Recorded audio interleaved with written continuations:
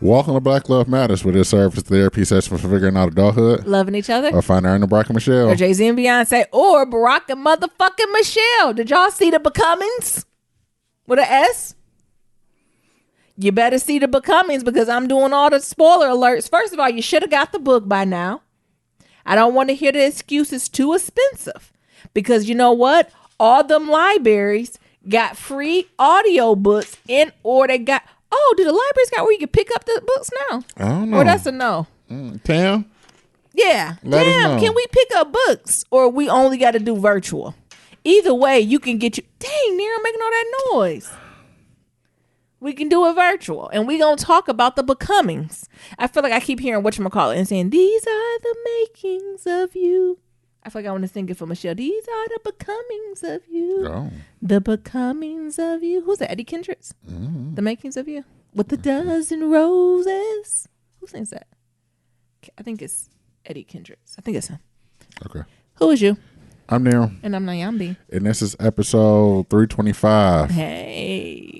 Be sure to leave 1, 2, 3, 4, 5-star rating and review on Apple Podcasts and on Stitcher, and follow us on all forms of social media at Black Love Matters. It's Black One. Okay, what's going on? We doing an old school throwback. We gonna do Shout Out Friday. Y'all happy to hear from us on a Friday? Is y'all surprised when you seen it came up on there? I know y'all niggas was refreshing like a motherfucker. Y'all refreshed. You say, where did Black Love Matters come from? We had to get on here this Friday, y'all. We couldn't do it the day before yesterday, Wednesday. Couldn't record Thursday. You know, we decided to get up on these mics. We're going to let Niram discuss why we weren't here on Thursday, but y'all probably already know our hearts. Where should I start? I actually don't have a lot of updates. A lot of stuff has been going on at work. Where do I begin with work, Niram? I think you should start with your personal training session. Oh, I actually don't have any updates on that.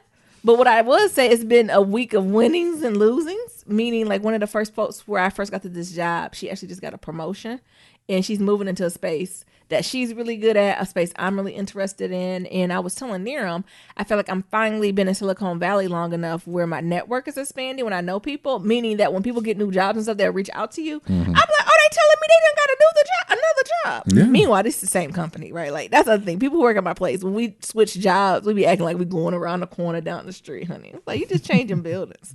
But it was just exciting. And this finally was one point where I was like, oh yeah, I know her and I know she's going to this position because I think when I first came out to the company, I felt like I was always playing catch up because people be like, oh yeah, you know so-and-so, right? And I'm like, no, I don't know who that is. Or they're like, oh, what about so-and-so? How you don't know so-and-so? I'm like, shit, I don't know how I don't know. And I'm finally at the point where I was like, oh, guess what? So-and-so here. And they be like, what? How you know? I'm like, child, I don't know. I just be knowing the Lord be speaking. Now you spilling it, tea. Nah, I got tea. Meanwhile, work tea. It ain't real tea. Like, it ain't life tea. That's how you know you're a cubicle warrior. Work tea be good. Now that's the difference. I ain't talking about work gossip. Work gossip, but shit ain't real. But tea is piping where you about to see something come down the pipeline. Oh, that's a good one. So some moves have been made, and I'm just really happy for her and some of the folks who are made, and even folks who are in my org.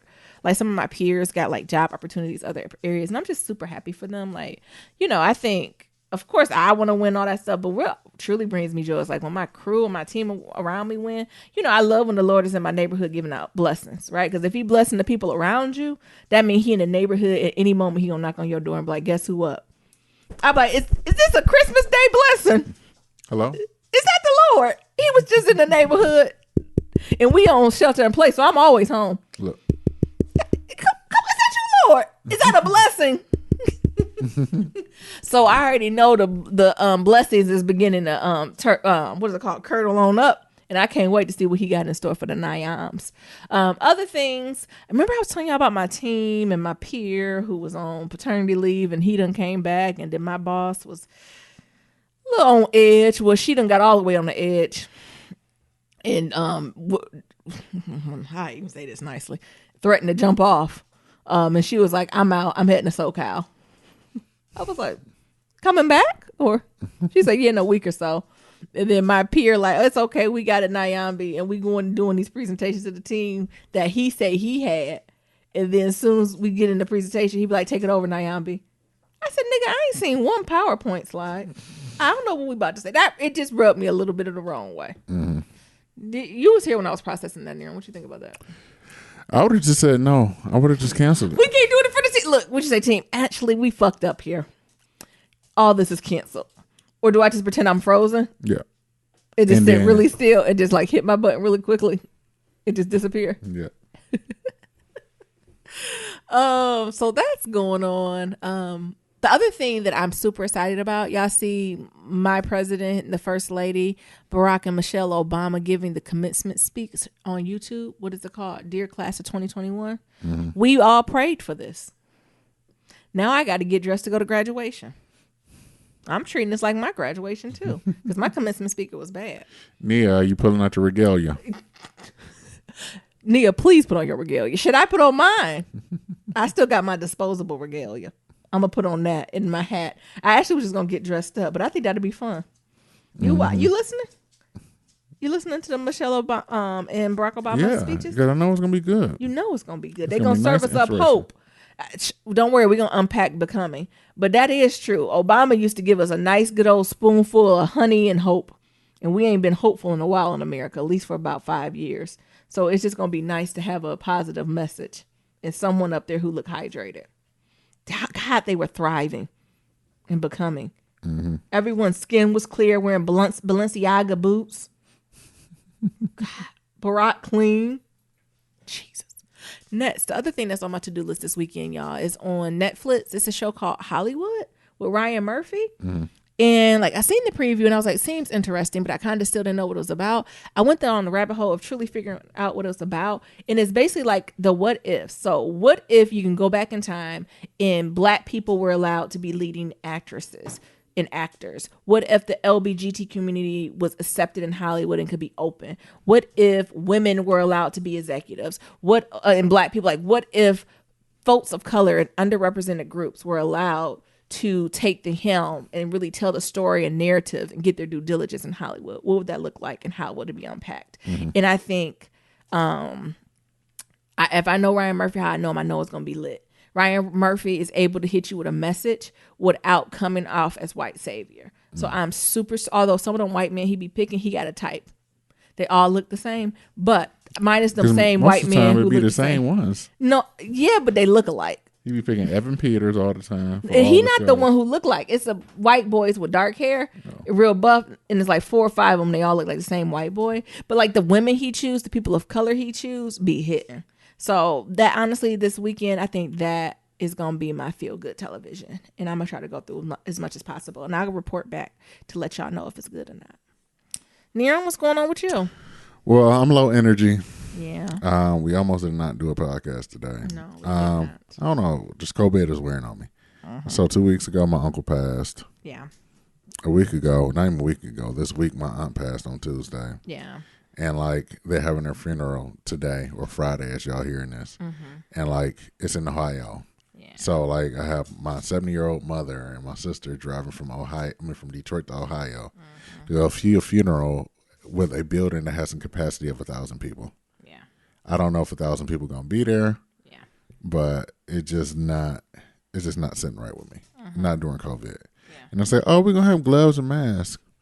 And if y'all know anything about my mama, and if y'all listen to the funeral episode, Just I go talked about back to the funeral episode. my mama performing at my previous. It's my not other aunt. performing. Black people, we just grieve in a Well, very cultural way. As my mother grieving, Yes.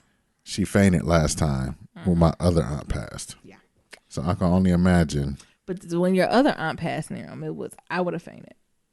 Can you tell the people why? No, why would you faint it? Other than her voice playing from the sky. It ain't funny. I'm sorry. I'm trying to Nerum's aunt at the service. It was like pre-recorded? Or was Yes. it? It was a pre-recorded. And so while we all mourning in quiet meditation and prayer, who we hear come on the loudspeakers like the voice of God. My aunt. The woman who was in the front of the room in the casket. Mm-hmm. That's a lot for me. I would have passed out too. You wouldn't have? Yes. It didn't take you aback a little. Just like, what the fuck? What did you do?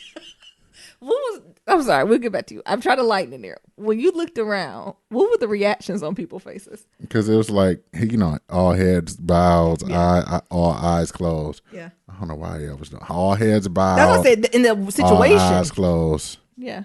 And then it was her. I forgot what the hell she said. Something about don't worry about me. What you mean you forgot what she said? That's important. Them her last words. Something about don't worry about me. I'm good. I don't even need none of this. This is just worldly stuff. Yes, amen. So during this, did she pause like that? I paused. Oh, okay. Yeah, okay. I paused. Yeah. And then I opened up one eye just to see what the hell was going on. And what you was gonna do if you seen something you ain't never seen? And then I opened up both eyes. Yeah. And then Pastor was on his phone texting. No, he wasn't. So then it stopped, and then the family had to go through again, and then they closed the casket, and not my sister, faints. Niram, I need you to be more emotionally caring than that, especially as a cancer. This is how he processes y'all. He a bit teddy bear. He's a lot of feels. So I understand that. So yeah. I'm trying to talk to my sister because, first of all, just talking to the family, it's like, yo, I think I need to cremate her. And it's like, no, we going to do this the right way, blah, blah, blah, blah, blah, blah, blah. Uh-huh. So now everybody's going to be in Detroit. In Detroit or Ohio? In Ohio. Yeah. And I'm trying to have this conversation with my sister. So what are you going to do if she faint again? You're an ass, little bro. What did she say? Did she say she ain't? I said, are you prepared for that? How the fuck does she prepare? Is she gonna go lift weights? So what do you want her to do? Nah, I'm gonna have one of her sons, one of my auntie sons, sit next to her or something like that. Okay. I'm gonna get one of those big jokers to sit next to her. I said, you need to have a conversation. Mm-hmm. You know how my mom about these symbolic. See the last sister living. Yeah.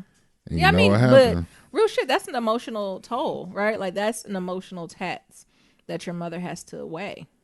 Mm-hmm. And rightfully so. And I understand that. And it's hard to go through COVID. Yeah. So I got that going on. My family in Mississippi, when my uncle passed, these motherfuckers going to have a bonfire with about 50 people. When I seen the bonfire, and this is a hard road. We won't talk about it in this episode. We will talk about it in a different episode. When you see your in-laws doing certain things, or you see your partner's other family doing stuff, it's a very thin line you have to toe. And y'all know I hate toting the fence. But when it's not your direct blood, it's a certain line you got to tote. And I seen the bonfire. I was just praying in my prayers every night that it was only the immediate family, meaning no more than 10 to 15 people. It was 50 people. I didn't know it was 50. In the bonfire. I mean, don't get me wrong. I love a good country bonfire, but not in COVID. Smoking, don't you get me wrong. If COVID wasn't going on, we would have had. We ain't played Love Bath, Nero. It's not even right because COVID. It's not even right. Like, as I was going to say, I would have been playing Love Bath at the bonfire. But because of COVID, and that's the thing, like, it's even getting to the point where it's beyond the folks passing. Because I think even as us as a culture, we have forms of peace. We have peace when people pass. But what provides us that peace is the rituals that we go to get them there. And by not having those rituals or having the rituals so augmented is hard to come to terms with that, I think. And I think that's what's kind of difficult. It's not having the rituals in place to bring a sense of closure. Mm-hmm. So you got that going on. And then, let's see, I found out my aunt passed on Tuesday. Mm-hmm.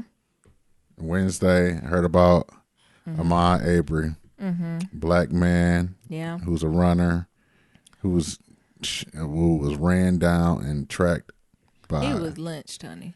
2 white men. Yeah, he was unarmed, and he fought for his life as these 2 white men shot him dead. 2 left their house, seen him go down the street, and even if you're nervous, there's something called a 911. Where they get paid good ass money to investigate suspicious behavior. And it would have been easy to investigate suspicious behavior because everyone should be in their damn house, right? Mm. But instead of doing that, they then chose to take it upon themselves. And I don't care how retired cop you are not a police officer. That is not your place. Chase this man down the street. It's fucked up. And it takes 2 months to get them arrested? Go ahead. I don't know what to say. And I think it's just really fucked up. To imagine being someone, I couldn't do nothing but see myself in that situation. Yeah. Right. Mm-hmm. The days that I go out and run, now I'm gonna be gone for about an hour. I'm gonna do my run around the block like I usually do. Yeah. And like not come home. Mm-hmm. Yep. It's fucked up. It's devastating. It's devastating, and it's just I can't even get the words out. Mm-hmm. So they have a run for them, a virtual run called "I Run with my tomorrow" or today, as y'all hearing this. It's 2.23 miles to recognize the day that he was killed on his birthday.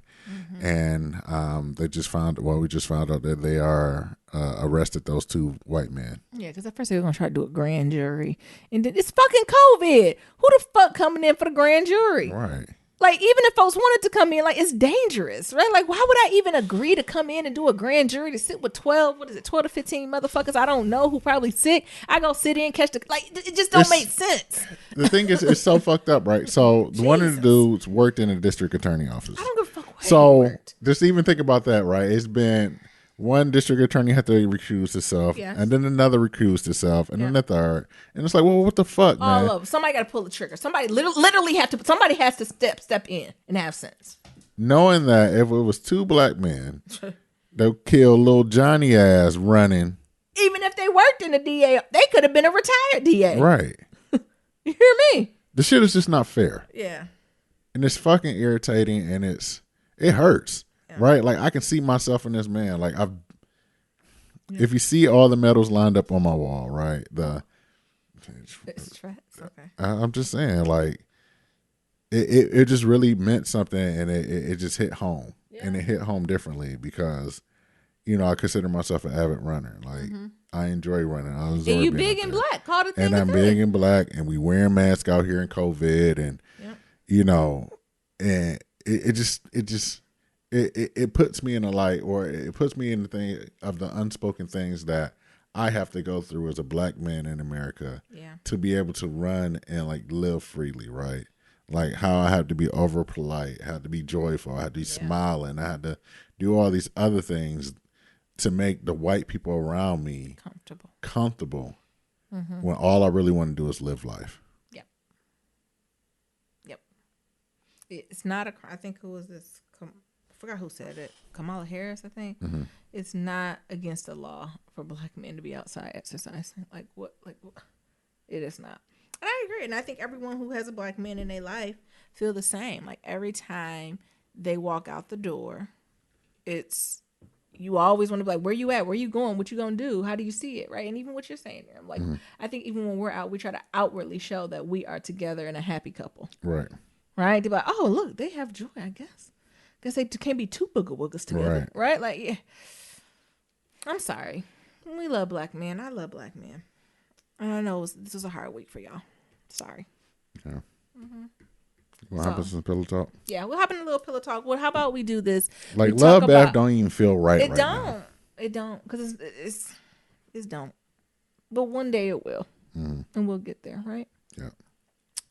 How about we talk a little bit about becoming, and then after becoming, we just get into shout out stuff. All right. I'm gonna call it a day. Okay. That nice balance, Nero's. Yeah. All right. So becoming with Michelle LaVaughn Robinson Obama. I say, did you forget the Obama? I forgot the names. I start saying the names. I say, who I'm talking about here? I forgot the main name.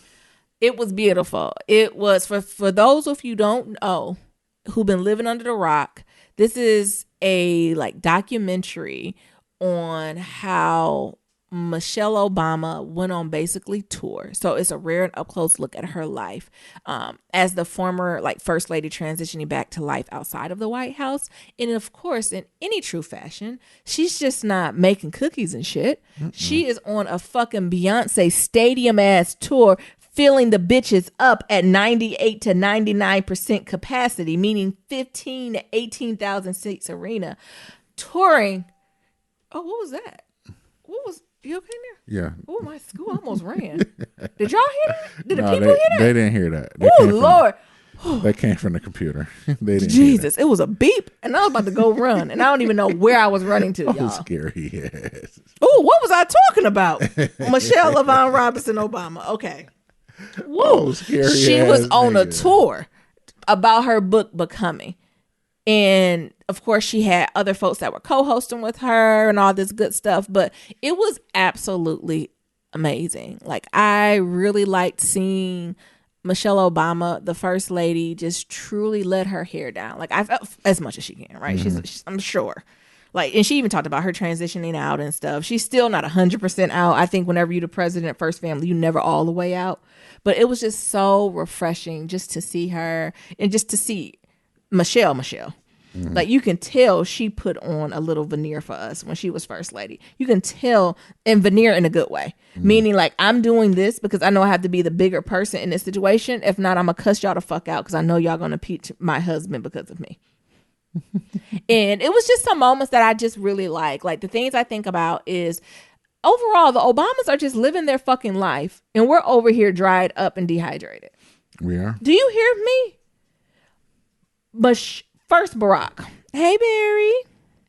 I know them old thoughts be out there for Barack Obama. Let's start there. Because, you know, of course, and we'll get to this when she's telling a story of how she met him and all that cute stuff. And, of course, the cut scene. Here he come doing his old Barack Obama walk. And here come all the women. Hey, did they say Barry or Barack? What they say? They said, hey, Barry. Hey, Barry. I said, I know these. That's the first moment I was like, did Michelle ever be like, these thoughts coming for my nigga? I mean, she Michelle Obama, so they go low, she go high, so she probably not. But I'm sure just one time she had a couple, listen here, heifer. But did it crack you up how them old women was like, hey, Barry? Mm-hmm. They literally went to 15, 16. Yeah. Voices high, sweet and pleasant. Hey, Barry. Can we talk about how clear the Obama skins are? Yeah. Can we talk about they exfoliating? They're using Dr. Bonner's. They're using shea butter. It's beautiful. But going back more seriously about like the way that she talked about Barack Obama, and something that stood up to me is that she really talked about this idea of having to step her game up, not because he told her to, but because she felt as if she had to. I think the quote she used was, I knew he was a tsunami coming after me, and if I didn't get my act together, he would just have swept me up. I just didn't want to be an appendage to his dream. Come on. If she had to have an equal voice with him, she had to show up like equally in that space. I thought that was just super powerful, right? Like, if she was going to have an equal voice with this very opinionated man, she had to set herself up in a place where she was confident that she was going to be his equal. And a lot of times we don't talk about that in relationships. And I think that can go back both ways. So I think if a man is with a woman who got her shit together, instead of a man stepping up to like be equally yoked as the woman, gaslighting occurs, puts her down, that type of stuff. But what did you think about that, Nira? I mean, do you think that ever played in our relationship at any point? Is that a loaded question? Yes. How is that a loaded question? And I said I was gonna keep it light and airy. That was not light nor airy. Light or airy. I think that she's right. She had to. Yeah. If not, and this thing, let's not forget, she is highly accomplished. She is. But he's charismatic, right? Like, I think it's that plain, like the way he moved with people, the way he like quick and like, it's just different. And you got to be ready for that. Yeah. And if she didn't, she'd be like Laura Bush or something. Ooh, don't do that to Laura. But yeah. I don't know really what Laura be doing. Exactly. And I'm sure that's the thing. And I'm sure Laura Bush is brilliant and has her own hopes, wishes, and dreams. But you're right. Like, it's a lot more in line where as a support to her husband compared to, I feel like Michelle Obama had her own identity, her own agenda. Like, similar to like how Hillary Clinton was, right? Yeah. Like, similar to like Eleanor Roosevelt. Like, there's a lot of other first ladies that they held their own outside of their husband. And in actuality, they made their husband look even better. Come on. Right. So if it wasn't for LaVaughn, that's all like that. You like to call LaVaughn? Yeah, I like to call her Vonnie. That's the only people in Chicago call her Vonnie. Mm-hmm.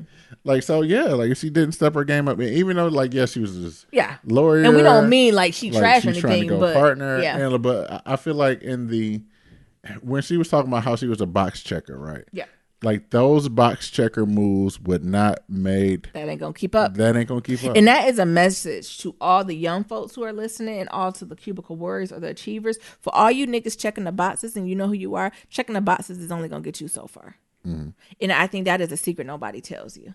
Checking the boxes will get you into your school. It even gets you into a job you like, but it's not going to bring you true fulfillment or happiness because you have no clear vision on like who you are as a person or what fills you up. That was a word, and I think she skimmed by that a little bit, but it's like the box, it gets you so far. The box helps when you're trying to figure it out, but it goes in shadow or left when you continue that the entire time. Mm-hmm. You know, I love that part. Yeah. The other thing is I love when they talked about how, like, remember they used to talk about how she's a dress and look? Yeah. And she was like, I was sick of them.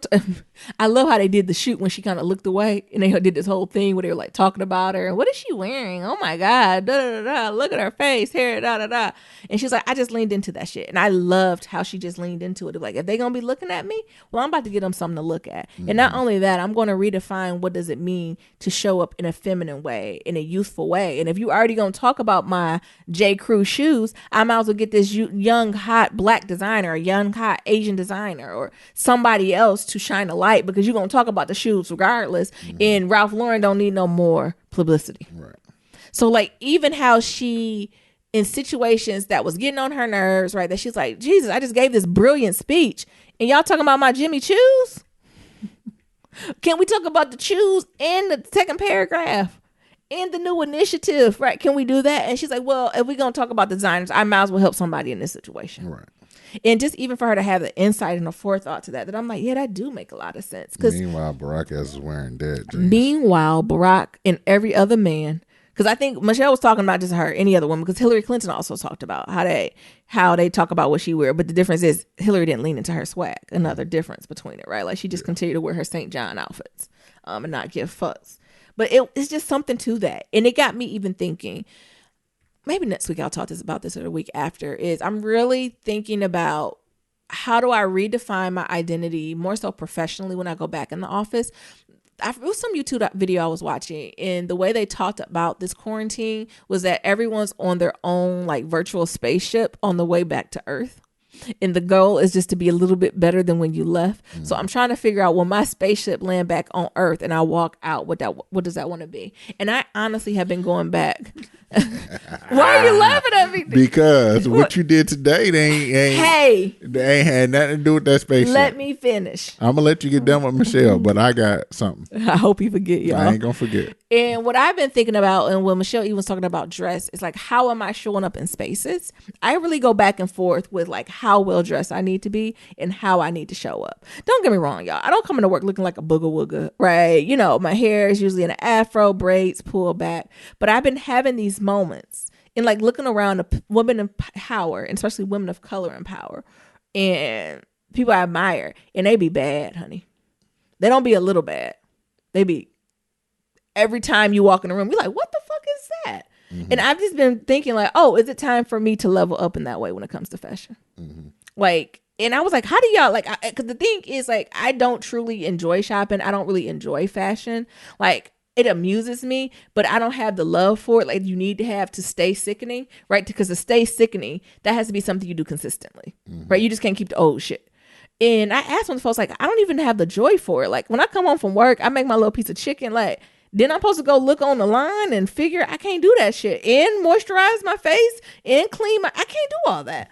And you know what they told me on Silicon Valley? They was like, oh, I just got the stylist who pick it out for me. Mm-hmm. I said, get the fuck out. This me, how much is it? So all that to be said, like, I'm just thinking about like, oh, okay, like how do I elevate and what do I need to parcel out to other folks to get me to that next step? And it keeps coming back to fashion, because even how Michelle Obama was like, well, I just showed up and was sickening. And I was like, she do be sickening. And it is something about being a well-dressed woman in a room, or just being well-dressed altogether. So I'm just thinking about that. Thoughts on that, Neil? Sorry, that was a tangent. No, I think it's men messed don't up. Have to worry about it. No, though. it don't. Like, I think poorly dressed men. I mean, look at all the Silicon Valley dudes, niggas, whatever. Who dressed well? Nobody. Because it don't matter. Like Elon, try it. Okay, first of all, pause. What Elon named that baby? How you type in the A with the connected to the E? How you type that on a computer? I don't know. What's that? On my team, we did an icebreaker where we're like, everyone try to phonetically pronounce Elon Musk's baby's name, and like we thought people were like going to make noises or something. You know, these silly motherfuckers sent in things that were like John, Sarah, like that's how they were doing. I said touche. It was hilarious. But Elon and Grimes, I think that's her name, went up there and put this whole haiku of a poem of what the baby name. The unknown, the ash. And this is my favorite plane. Nigga, what? No. Well, you don't release that to the public. The public should have had to go down to the courthouse to find that out. They should be like, what's the name of your baby? They're like, we want to keep it private. It's something just very personal. And we would have probably forgot about it in a month. Mm-hmm. Sorry, back to Michelle. Next, the other thing that I got my life with was when the Obamas revealed that Sasha and Malia had a sleepover the day before, slept over the Obamas last night in the White House. Mm-hmm. Didn't that make them human as hell? Yeah. And she was like, y'all got to get y'all shit and go. The Trumps is coming. Pack your shit. Pack your shit. Stop crying. Get your chicken sandwich. Did you love it there? Yeah, that was funny. And even how she said she was crying, trying to hold back tears from crying, but it's because of the staff. But she knows she couldn't cry in that moment because if she went on that stage with puffy tears, she know folks would have came up with their own conclusions. Mm-hmm. This also sleepover tells a little bit of a story of why Michelle Obama was dressed how she was. It looked like she literally just gave them kids a bacon, egg, and cheese sandwich and pushed them out the back door. Come on. Pushed the children out the back door. So they can go out the front. And so they went out the front door. You ain't think so, there? Yeah. What you thought about how real you think that made them? That was real. Because look at that bun she was wearing. It looked like, you know, when y'all try to lay your edges down and you trying to attach a ponytail to more, that's like what she did. So it looked like she was trying to lay her edges down and put the silk scarf on the edges and you just had your ponytail in the back. Yeah. But instead of, like she just forgot to add the piece of wig to the back. And she's like, just fuck it. It's all right. Fuck it. It's slick back. I'm going to get my ass on this fucking plane. I'm going to get on Air Force 2. And I love, and this is the shows the balance of candidness, right? Like she was like, yeah, I got on a plane, cried for 30 minutes. I want her to get really candid. About what? I'm like, what Barack do? Did y'all say this some bullshit? Can you believe this motherfucking shit? God damn. Mm-hmm. And how did that go? Like for the inauguration, when it's the handoff, do the latest president go to the inauguration or they don't go? I don't know. I can't even remember. I can't remember. I think I was crying that day too. I think they ass just got on that plane, got the fuck on. Then I want to ask, where do you go on a plane? You just circle and land back down? They took their ass to Chicago. I'm saying, it was like one way stop. They stayed in D.C. Like, didn't they stay in D.C.? Yeah, symbolic. That's all I would say they there. I think I cried that whole day. I took off work. Jesus. Let me stay on Obama's. Next, what got me is when she shaded her high school guidance counselor who told her she wasn't Princeton material. I'm going to give a moment of silence and just a moment for everyone to nod and agree that if you have been a black girl in some form of a teacher or authority figure told you were not good enough, you talk too much, you got a big head, you ain't in the right space. That is a story of, I would say, the majority of black women in America. I have at least 3 situations where people told me to fall the fuck back. In every form of education, from elementary all the way to grad school, hell, in my professional career, I still have niggas who tell me to fall back. You way too loud, like he extra and paid in full. No, what was that? Ain't paid in full. What is it? True to the game. True to the game. Y'all remember Columbus Short told them, y'all too loud. You just too loud. Y'all, they got a True to the Game Part 2 coming out. Shut the fuck up. I can't wait. Well, go check out our True to the Game review. I'm pretty sure it's not going to get filmed until about 3 years from now. No, I think they're filming. Like they were filming already. Oh shit, they done shut it down. Another tangent. Why was niggas online crying because Mona Scott did a press release talking about she not filming no more Love and Hip Hops because of the COVID? Stevie J better not have his monkey ass out here filming to get COVID. Duh, ain't it assumed nothing's going on? Right. I heard it said about fall TV that ain't gonna happen. Exactly. The fuck? Anyway. It was gonna be nothing but reruns. It's gonna be tough. Only people that's gonna have shit out is Hulu and Netflix. Come on. Blessings.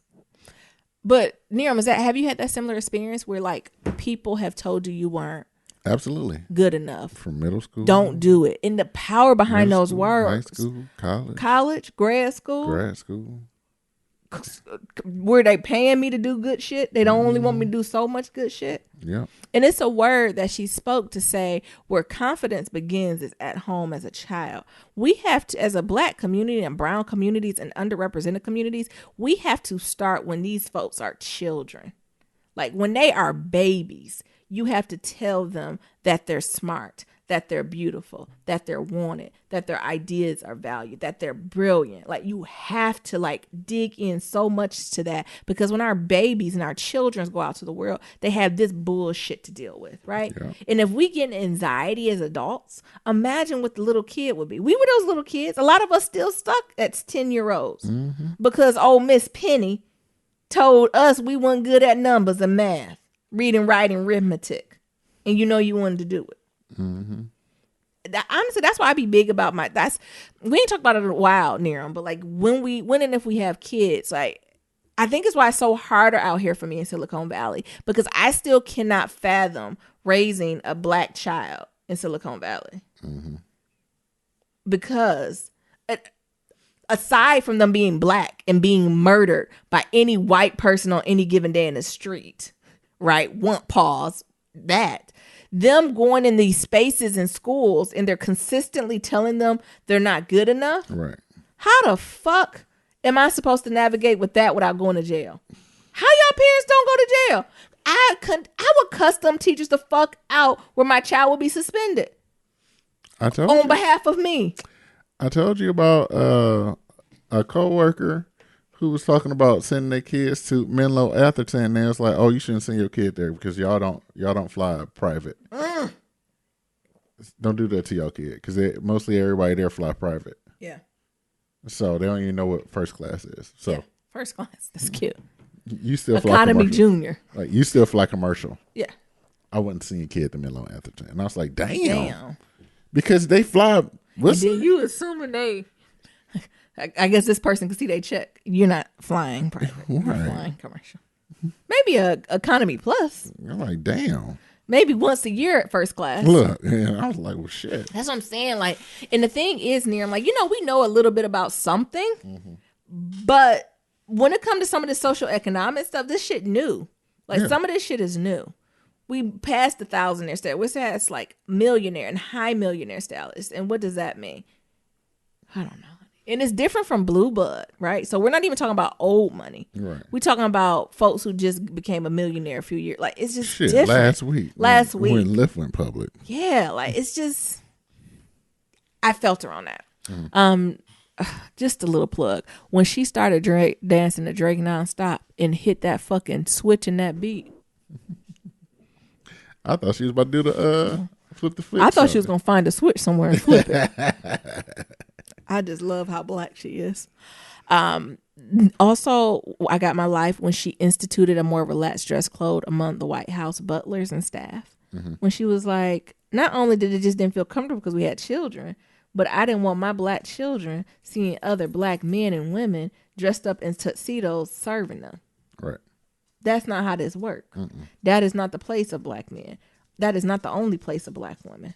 Right. So it was just something that touched me about that. Again, that social economic. And also Michelle wanted her kids to know how to do their laundry, know how to wash their clothes, make a fried egg, and shit. Know how to make a peanut butter and jelly sandwich for themselves. It is something beautiful about that too.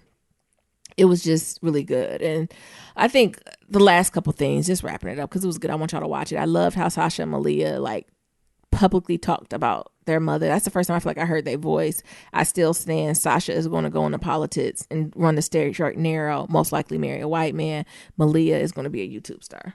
No, Mary. Flipped around. Did I get them wrong? Yes. Oh, I'm sorry. Malia is at Harvard. Okay. And Sasha is at U of M. Malia is going to go on to do some type of politics, nonprofit, run the Obama organization, marry a white man, or, Mm-hmm. And then Sasha is gonna be a YouTube superstar and marry. She went to University of Michigan. Yeah, she gonna find her old East Side Booga Wooga. Just gonna find him old Nero. Sasha gonna marry Nero's cousin, and we gonna see if we can get in the White House. We gonna see if we get invited to the Obama's barbecue. You can even say that swagger when they was on the Obama's barbecue. We gonna see if we get invited. We can even see the difference in the girls' swagger when they was sitting on the couch. Mm-hmm. Like one was all Barack and one was all Michelle. Yes. So that's my vision for them, and not a YouTube. Like she's gonna be brilliant, right? But I just see her going to something like a lot more creative to be like, listen, my daddy was the president, not me. I'm here to collect my checks, help my people. Where Sasha be like, I'm going to live the legacy. I'm going to be the first black woman president of the United States. Where, I'm sorry, am I slipping again? The one who looked like Barack Obama, Malia, is the one who's going to run for president. Sasha is the one who's going to get her checks and help the community. Mm-hmm. And roll her eyes at her sister. Right. I wouldn't be surprised she just moved to Detroit. Detroit is my home. This is where I live now. She's going to get her life at U of M. And in Detroit. She's going to absolutely get her life. You niggas be careful. You niggas treat Sasha good. Right. Don't you do that. If I hear about y'all, it's going to be a fucking problem. I also appreciate how Michelle Obama vowed to mentor all these girls forever. Until she an old lady telling y'all how to do what you need to do. I also love how she showed the face of other young women in she shared the spotlight, right? And highlighted their story and made it parallel to her. I love that. And then lastly, this kind of hurt my feelings when she talked about her sitting on, she did go to the stage when she was on the Trump inaugural stage. And she thought about all the Democratic voters who didn't go to the polls. And how she said it felt like it was a slap in the face to her and Barack. Yeah, well. And I mean, don't get me wrong, I was out there, honey. And also black women showed up. So I don't know, you black men and white people should reflect on that. I showed up. I showed up too, but it did hurt my feelings a little bit because you can tell it hurt her. You can tell it hit her. It reminds me of what's going on now. Since Bernie ain't win, since I can't even think of the other woman name. Elizabeth Warren. Since Lizzie ain't win, you got these same niggas talking about, well, I don't feel like I should vote. A no vote for nobody is a vote for Trump.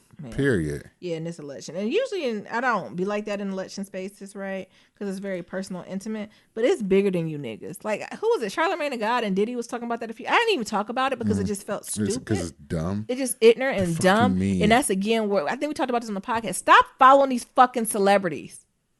Diddy is a celebrity. Like, now I'm getting on my privileged education, black academic. Stay in your lane and make a fucking Diddy bop. Don't tell niggas how to vote. Just like I'm not going to tell you how to Diddy bop and write real crooked ass contracts. We don't need your help over here. We don't need it. Charlamagne the God, you too. Stay in your lane on the radio station talking to them niggas or talking stupid on your podcast. We don't need your advice when it comes to this.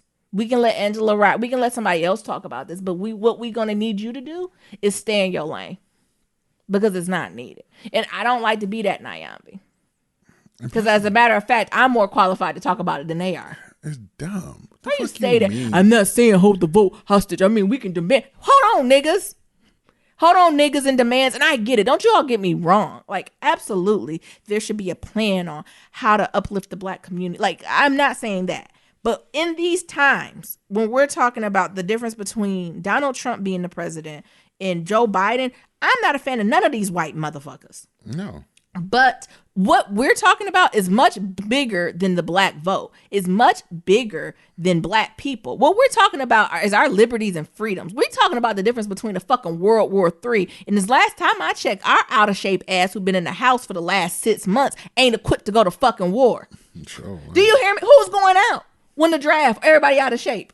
I got tendinitis. Who going out there and fighting when Donald Trump started pulling some shit? Like, that's what we're talking about. And I get it. Like, the communities are hurting. We need support. We need economic uplift. But we also don't need a fucking World War III. That's what we don't fucking need at this point. Or just like, hell, how shit is going on with Corona? Yeah. Like, this stuff is bigger than that.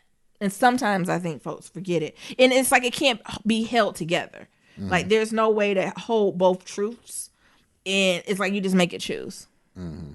And so, because I don't know. I'm just not going to vote. I'm just not going to vote, right? Like, what the fuck are you talking about? Because honestly, I'd be skeptical any white person come up and be like, look, this is the black agenda. What the fuck is that? And this is what we gonna do to fix it. Sounds a little Nazi German-ish. Like, what you mean gonna fix it? Well, it's just, I was just disappointed. And it's like, of course, is Joe Biden my favorite nominee? Hell no. Hell to the no. But do we need Donald Trump in there for another 4 years? No. Do we need to risk freedoms? No. Do we need this COVID to get more out of hand? No. Do we need more racist ass conservatives on the Supreme Court? No. Right? Like, it's a lot of other shit at stake that plays into this. That I feel like niggas aren't. They just worried about like themselves. I don't feel like voting. Yo, I'm not gonna vote. I'm gonna hold it hostage, nigga. And then what? Do they know? They watch Money Heist? Hostages die.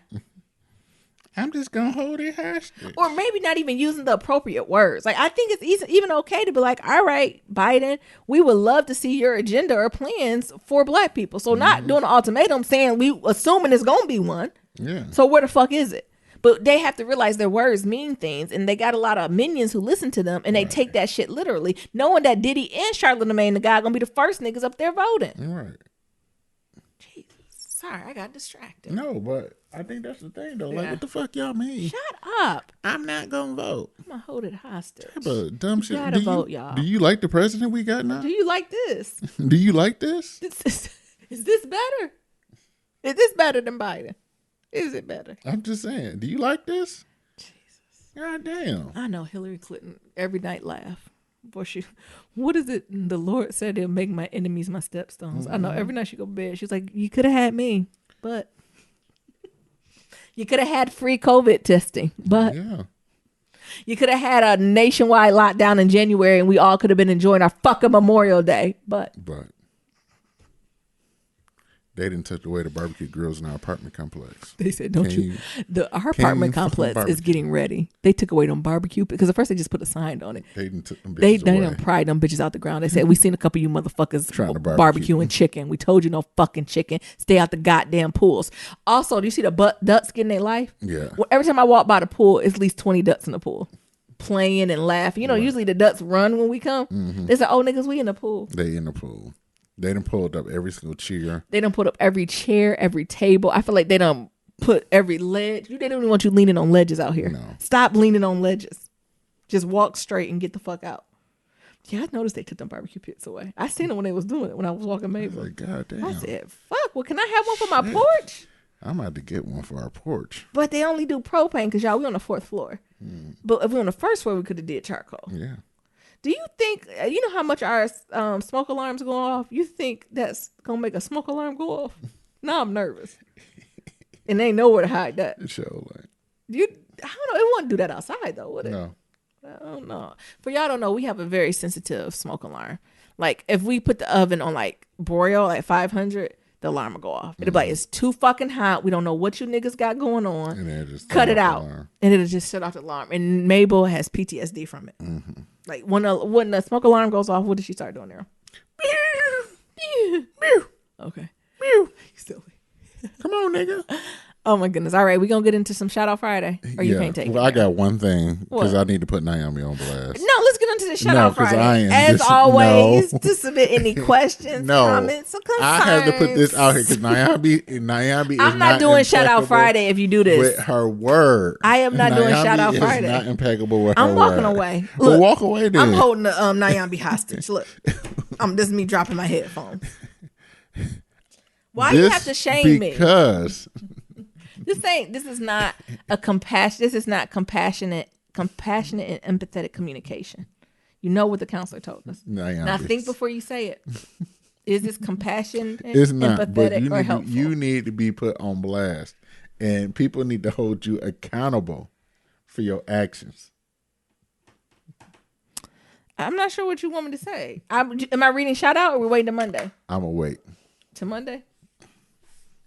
I'm going to wait. All right, let's zoom up. So this subject says... But let me tell you, your girl Naomi. What? You can tell it. I ain't scared. You tell the truth and shame the devil. Your girl Naomi ain't right. What'd I do? All right, for you niggas who's curious. If I share this, we're going to have to break it up. Okay. Y'all know I work out with a personal trainer for 30 minutes every week now, just to stay on track. We do check-ins, like I exchange weigh-in information, all that good stuff. And normally what we do for the 30 minutes is like the first 5 or 10 minutes, like we look at my stats, the weight I lost, how I felt, like what I want to work on, like tips and action plans for the following week. And then usually the last 20 minutes, we do like a little bit of a HIIT workout. So we'll start with some stretches. We'll do like some like real core work, get my heart rate up, and just end with some yoga stretches and go about my day. They're basically supposed to be things that I can do throughout the week just to get my blood pumping, that type of stuff. Today, I wasn't feeling it. So when I'm supposed to meet with my trainer, I told her that my internet was throttling, and I just turned off my camera. And she was exercising, and I was looking at her. And not more than that, I pretended I was working out with her.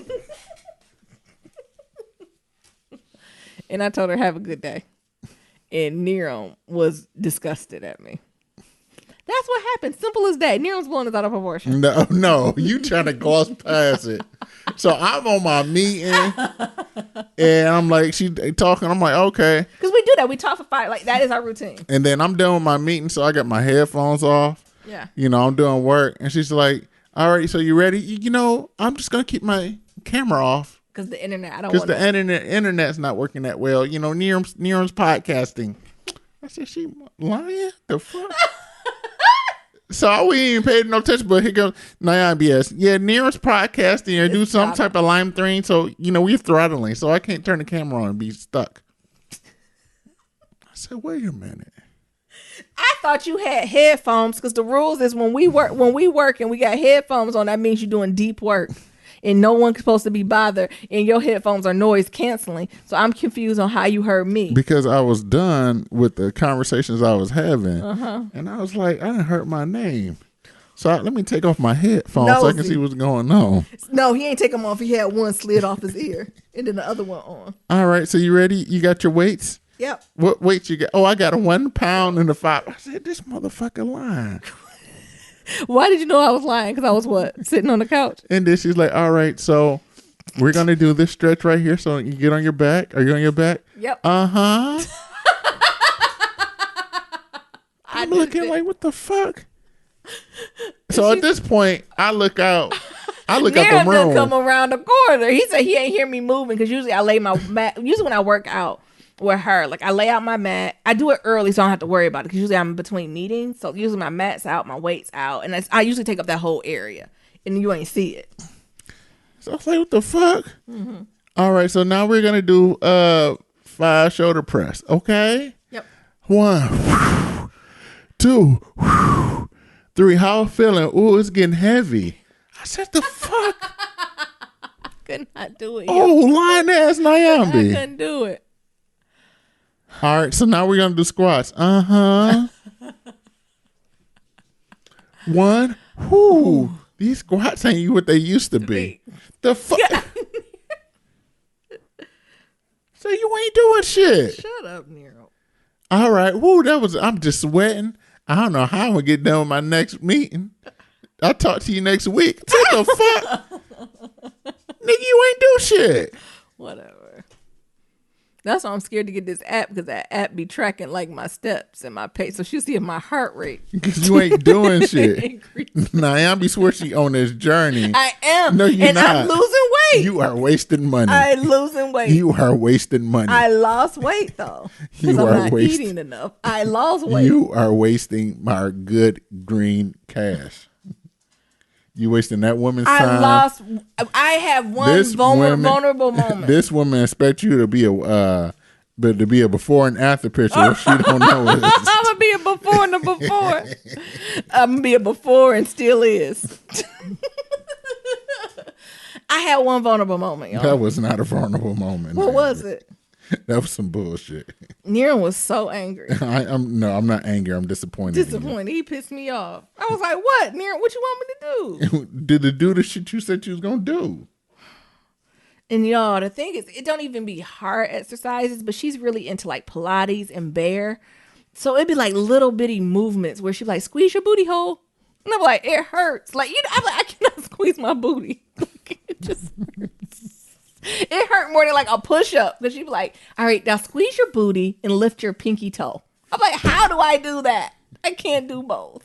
I can't. And she's like, hold it for 1 minute. And I'm like, I cannot do this with you. Like, I literally be shaking when I be working out with this woman. Nyambi, you are wasting our green money. I won't do it again. So you either need to fire her and get a new trainer or just... But I like her. Why? I don't know. For good conversation? No. Because evidently you ain't working out. The fuck is it? I don't know. Huh? The thing is, what I think I'm going to do, I think I'm going to have somebody join my thing so they'll know too. Nia, you want to join Nadifa? Maybe I get some people I work with to be like, y'all want to just come to my training? Like, I pay for it. Because I can have up to 3 people. Anybody on Black Love Matters want to join me? It's free. Because Nyambi ain't doing shit. Because I think I can have up to 2 or 3 people with me on like the video conference. Do I need to join in? You don't want me to join in. Why not? Because I'm going to call you out while you working out. Even when I be working out near him, like, you ain't pushing hard enough. I'm like, and he'll literally see the beads of sweat on my face. And I'm like, I'm sweating. I've worked out. Nyambi do not be pushing herself. I do push No, myself. You don't. You push yourself more when you trying to wrestle with me and push me down to the ground. What the hell are you talking about? You trying to get something on record? Yes. You push yourself more than trying to wrestle my ass to the ground. I want you to know I still got it. Than you ever did working out. That one time. Ever. Oh, okay. You don't want to have an argument. So are we going to do Shout Out Friday or are we going to do a Shout Out Monday? No, we need to get these emails because they just keep stacking up. Yeah, and they some good ones too. That's the thing. I don't want to miss them. This one's for Nyambi. All right. So it says, hey, Niram and Nyambi, feel free to read this. Do we read this? Niram, read through the other emails to make sure we're supposed to read this on the air. Feel free to read this to your listeners. Yeah, but usually we'll take that out. That's how I'm like, oh, wait a minute. Because when we try to do emails, we're trying to scan them because we know sometimes stuff is like more personal. Y'all don't want out. Niram, make sure because we good. I don't know. Oh, we'll just edit it, honey. You put it together. I did put these in here. So don't blame me. I said, wait a minute. Because usually we try to edit that out because we know sometimes y'all don't want us to share. Anyway, it says, feel free to read this to your listeners. It says, I'm a longtime listener of the Black Love Matters podcast. I enjoy listening to you both. I'm inspired by your transition from white-ass New England to Silicon Valley and everything in between. In the past, Nyambi seemed to be pretty adamant about not working in HR and possibly mentioned she doesn't envy the HR employees and what they have to do. If I'm wrong, I apologize. Lately, Nyambi has mentioned that she works in HR. I'm in my early 30s and transitioning to a new career. I'll be starting a master's in HR at a public university in Miami in the fall. Congratulations. Can you provide some insight into what you do in the HR role, manager, specialist, generalist? Why did you transition into the role from your past role? What kind of support did you receive from your supervisors, professional development, minority initiatives? Is the HR role friendly to Black women? In other words, do you feel like your authority is respected and appreciated? And what do the other HR professionals look like in your organizations, male, female, minority? Also, any advice you may have for pursuing internships, gainful employment in HR would be greatly appreciated. Feel free to elaborate or not as you see fit.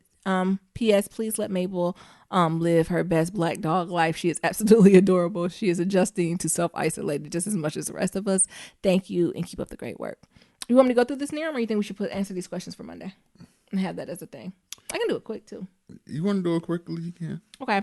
So yes, I do work in HR, but I'm in tech. So it's not traditional HR. So when I'm thinking in tech on my HR side of the house, we work on more of like the staffing. So we're in more of like the recruitment retention side of the house. So it depends. And once you go through your master's of HR programs, there's a lot of ways that HR can be framed. So it can be centralized, decentralized. It can just be employee facing. It can be externally facing. And the way that my company works is HR is like HR would be considered anything that's people related.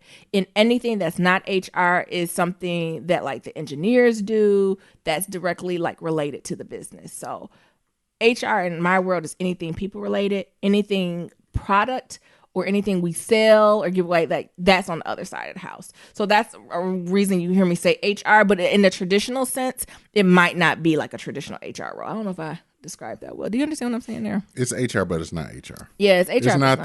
It's not even in tech, and you will learn this in your program. Tech has reinvented what HR is. So in tech, a lot of time in Silicon Valley, what was the guy name? He worked at Google.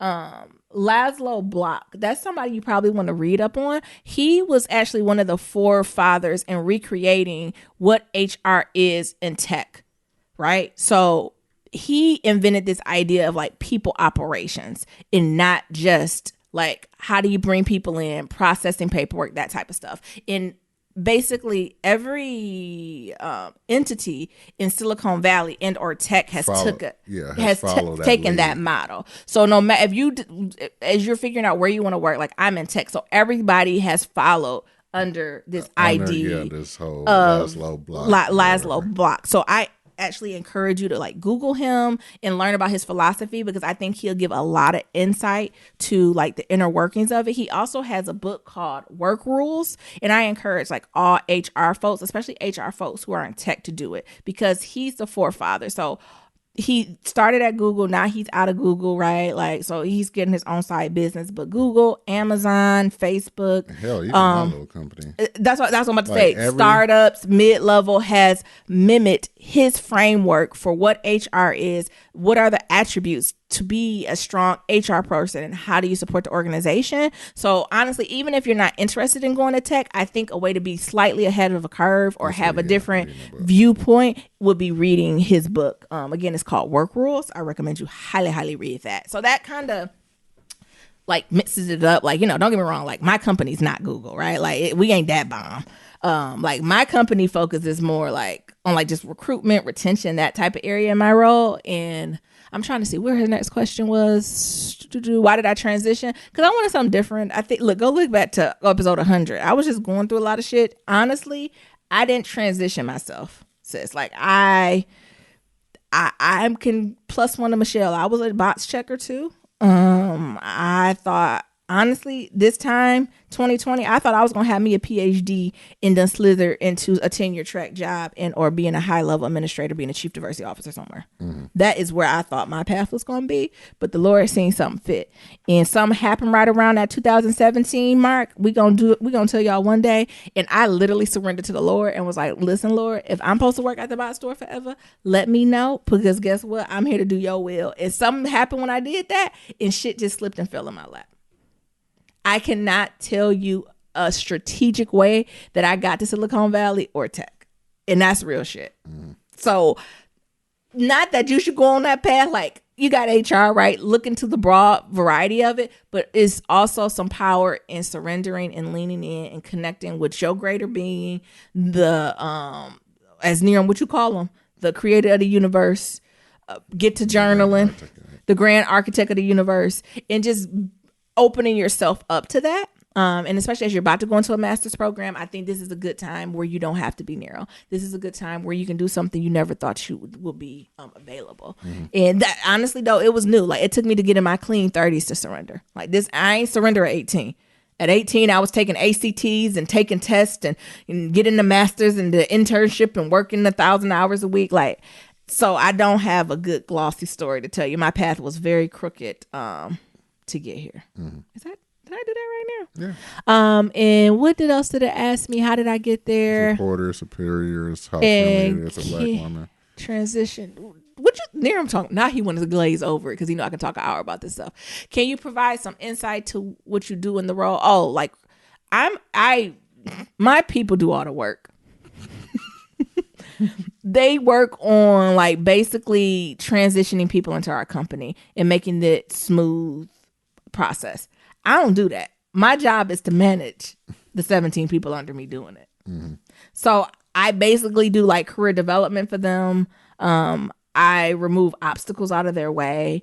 I talk to like directors and like VPs to get their head counts so we can anticipate and prepare for the influx of folks who will be joining the company. But I don't physically do that. Like, I set strategy and vision, and then my other folks do it. So my job is a lot of upskilling them, empowering them, guiding them. But the last time I done did work,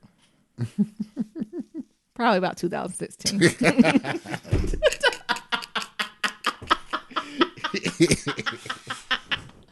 No, but managing people is a job, though. Mm-hmm. And that's the other thing they don't tell you about being a manager. If you are into prizes and projects and timelines and having something bright and shiny at the end of the year, don't be a manager.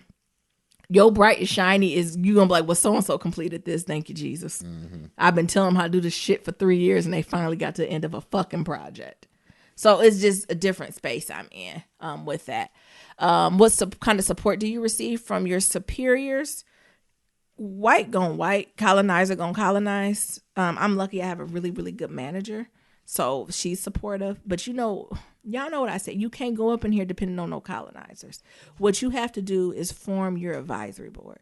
Who are the people you can go to have real talk? Who are your advocates? Who are your mentors outside of your company and also inside of your company? So as a Black woman or a Black man, you might be lucky and get a manager, but most likely you need to anticipate you're going to get a trash ass manager. And therefore you need to lean on your advisory board to help coach you on how to manage up and out so you can navigate your career. What a lot of younger professionals or pivot professionals don't understand is you're the captain of your ship, you guiding all this. Ain't nobody here to save you. So whatever architect you want for yourself, you're going to have to create that out, right? And you hope to have managers who are willing to guide you and advocate you on the way there. What do HR professionals look like? HR is mostly female.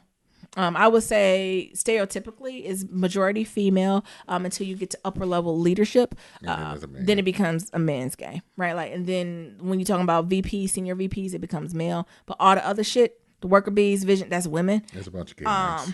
Yeah. What? There's a bunch of Karens. Yeah, it's a bunch of Karens. It's a very white woman. I also think Black women are in it too. We tend to be more the diversity and equity, employee engagement side of it. But get compared for Karen, Hannah, and Barbara. That is what it is. And don't get me wrong, like even if you're thinking about going up in leadership, most women who are like C-suites, so senior level executives, do it through HR diversity. So if that's your goal, that's what it is. But yeah, it's majority women until you get to upper level leadership, then it becomes men. Majority white, after white, then becomes Black women, if I'm saying that. What do the other HR organizations look like? Unless you like with a Black company, right? Like unless you get in niche areas, then it can shift. Any advice about pursuing internship for gainful employment in HR would be greatly appreciated. Look outside the box. Of course, always go for the big dogs, right? But look outside the box. The places that I'm super excited about for HR is like venture capitalists. I think that's super fun. I'm interested in like these huge executive search firms. So like Deloitte in them, like I think that'd be hot to find an internship in there to see how they moving and stuff. I would say whatever the folks are leaning to do, like everybody's going to be on Target's dick. Everyone's going to be on like certain companies' dick. Try to look to the left and see what other stuff is happening, right? Yeah. Like try to look for the government, like try to look for something slightly different. I think that always will help you. I think Pornhub is looking for an HR. Low key, if 10 years ago, I absolutely would work. Could you imagine the conversation starter? Yes. And could you imagine the metrics and the deliverables? Yes. Could you imagine the fucking touch points? What do you do for? I just work. I was HR. head of HR at Pornhub, the most successful. So I think the successful in finding internship is just look outside the box, don't do the normal, and also look at more small upcoming company because they're gonna let you do more compared to the big companies. They're already a machine. They're just gonna have you fill out a form. Did they ask me anything else? Generalist, strategist. I think it's always important to go in as a generalist first. Then if I had to pick one, I would say then a manager, then a specialist. A specialist is cute, but y'all see how this COVID and this economy is. At any moment, you can be replaced with a robot. Or a different philosophy, right? Like, or a different move. So I think it is very hard to get rid of a generalist because you can jump in any space and operationalize. An HR generalist superpower is being able to operationalize anything. A specialist, you only able to do this one little thing, which is amazing if the company needs that. But as soon as they don't need that or go through a restructure or go through a recession or try to get rid of folks, the specialists are gone first. And that's T from the HR. We always get rid of the specialists. We leave the generalists because as our company is ebbing and flowing, we can put people where we need to put them at. Compared to the specialists, once we where we need to be, then we'll bring them in and do the project and scooch them on out.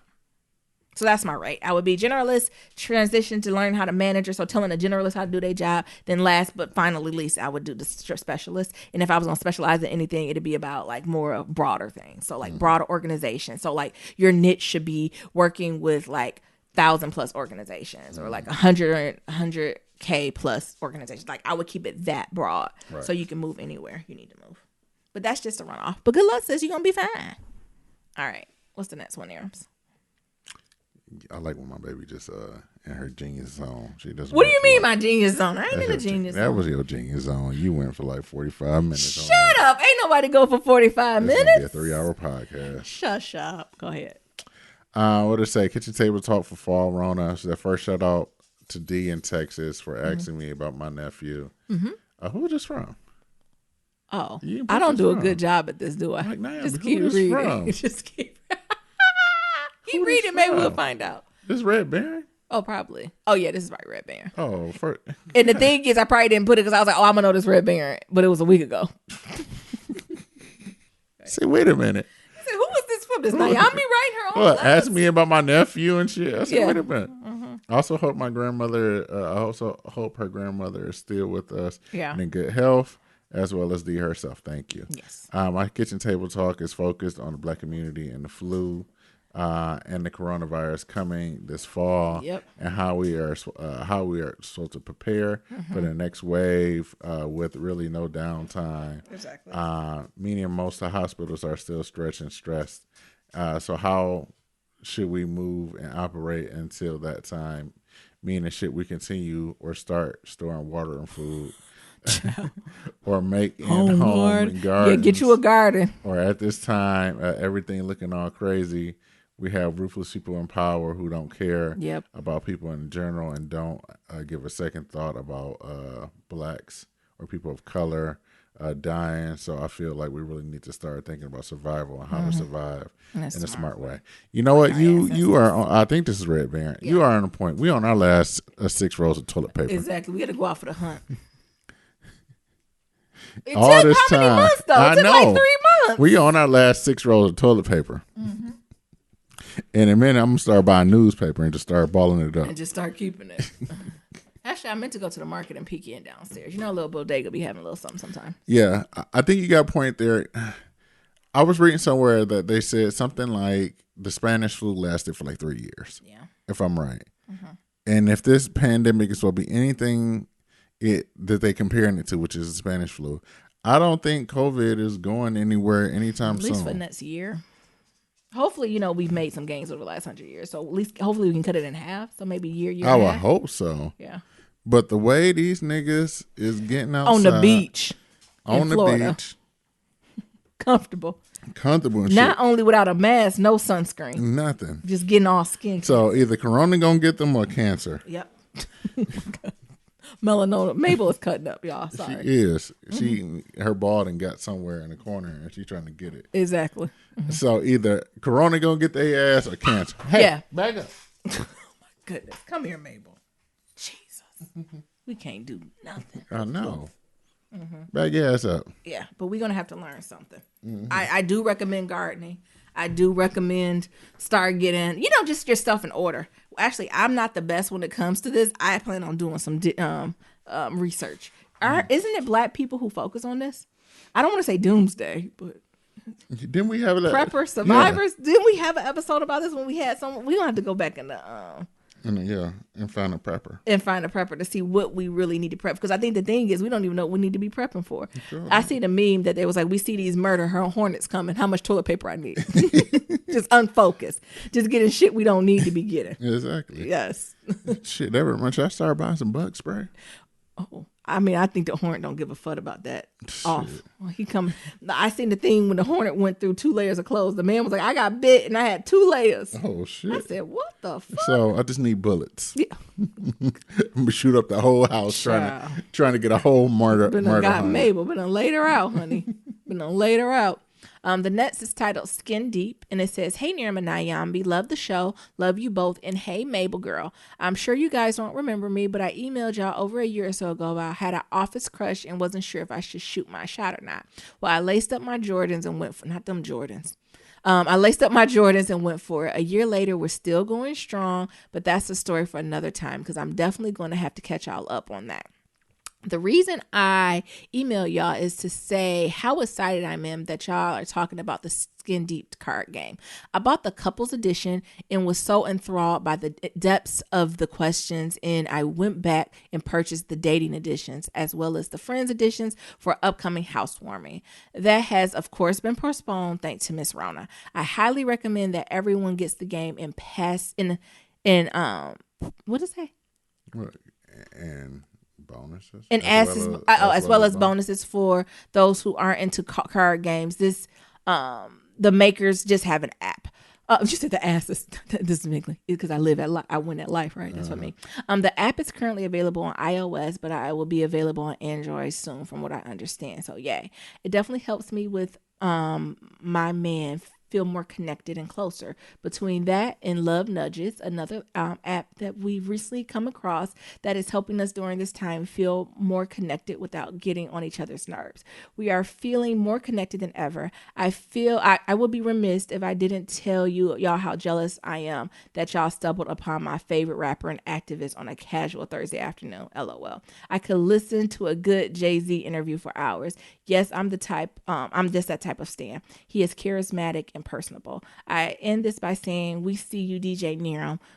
Me and my sister tune in every time you go live. Lastly, y'all need to go ahead and do that live show and stop playing. Give the people what they want. Nerum already got his thighs out on the internet, so stop playing and set it up. That's right. Shan ain't the only one that's a part of the FBI CIA crew, but it's all love, much support. P.S. Turns out me and the Fly News guy are neighborhood neighbors, so I told him after all this is done, we definitely gonna link.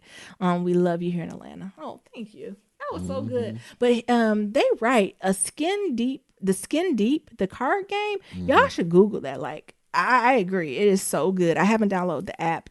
That's bomb. I haven't heard of Love Nudges either. Maybe we need to do like an episode on like tech and apps to like create intimacy. Yeah. That's not Zoom. Because Zoom is getting niggas in trouble. Zoom is getting on people's nerves. I'm all zoomed out. Exactly. Am I reading the next one or you got it there? Do. The next one is titled A Word. And it says, Nyambi, the sign was for me. I quit smoking 6 days ago. Congrats. That is good. It's hard to quit smoking. Let the kids stay up late so I could get up and go for a walk this morning. Got me a real nice retinol cream. My skin is looking better every day. I'm about to use the time left in this to become my best self. Nerum, this morning I was slow but show, trying to get like you. I'm caffeinated with you, Nyambe. Cafe, what is this, Bustelo? I know that's the one in that yellow one. As I walked, I like it strong. I'm with the brown liquor mitts. That's my groove as always. Happy birthday, Den. # Team Taurus. I'm about to hit my Jesus year on May 13th. Going to try this portion control thing too. So y'all stay encouraged. It be the portions. Them portions sneak up on you. The next one is from Petey. The subject is Little Boosie. Should I read this, Petey? Y'all know how I feel about Boosie. The message says, what up, Nerum and Nyambi? I was wondering if y'all witnessed the Little Boosie interview with the Breakfast Club. No. Because I can't watch it. I can't watch it. Now Nerum going to watch it and we're going to have to talk about it on Monday. I don't think I've ever heard that much pathetic ignorance in such a short time. Boosie is truly bad for the culture. Anyway, I just wanted to say, hey, P.S. My wife and I have been living together in great harmony. We both work in healthcare. So that might be the contributing factor because we have to leave home. We have heard some wild stories of friends experience new challenges with their spouses while on quarantine. Also, it's been a blessing to witness the earth cleanse itself. That's true. Less traffic and the reconnection of humans. And all of a sudden we stopped getting people coming to the ER for the most ridiculous complaints. Thank you. Shout out to you. Next this is titled Taurus Season, and it says, hey cousins, go ahead now. Oh, Savannah. Yep. I'm hoping y'all. Oh, Savannah. Is you reading this? No. I hope y'all are doing well. My birthday is this Saturday, 5/9. Happy birthday. Happy birthday to you. Happy birthday to you. Okay. Happy. You know what? You should ask Erykah Badu and Jill Scott to sing happy birthday to you. Black Love Committee, do we need to just swarm it? It just be all in it. It's going to be my Jesus year / Scottie Pippen year. What a time to be alive. The best zodiac sign has arrived. First of all, there that Cancer speaking. First of all, the food is trash. I'm trying to support local businesses, but the food isn't top quality like it used to be.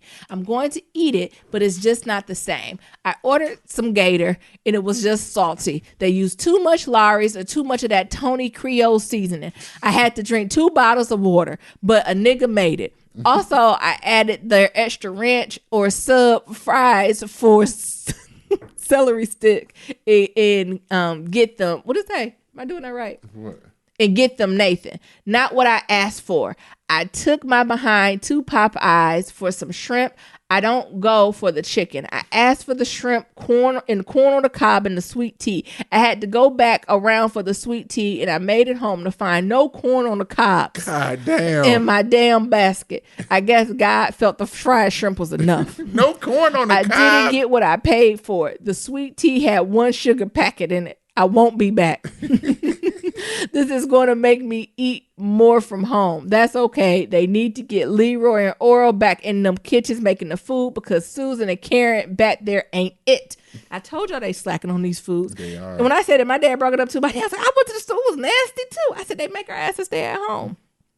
Secondly, little fires everywhere. Listen, Elena needed to get slapped from the sea to the shiny sea from episode 1 to 8. Little fires everywhere was ignited by the mothers, Asian, black, and white. The little fires were whatever happened around them. From their college years to present, some fires continue to burn. Don't you think Mang Lee's mom was wrong for fighting for custody? Yeah, she was out of order. I do. She still didn't have enough money to take care of her daughter. She's still struggling and not making ends meet. I don't agree with the family she had gone to, but I think she would have had a better, more stable environment. Also, Ming Lee deserved to be in an environment that wasn't going to whitewash her. I agree. I think they went wrong with that. Where I don't know if they should have got custody, but that woman should at least be able to see that child. Like something could have been worked out. It was like either 0 or 100. Lastly, Insecure. Condola. I know her name is Condola, but I call her that for personal reasons. Why? Shut up, Nira. Tell us more. I like her for Issa. She's helping Issa grow into her own and find her footing. Molly has never been that friend to Issa. When Molly does support Issa, she makes it about herself. They could have rehired Tasha as the annoying friend.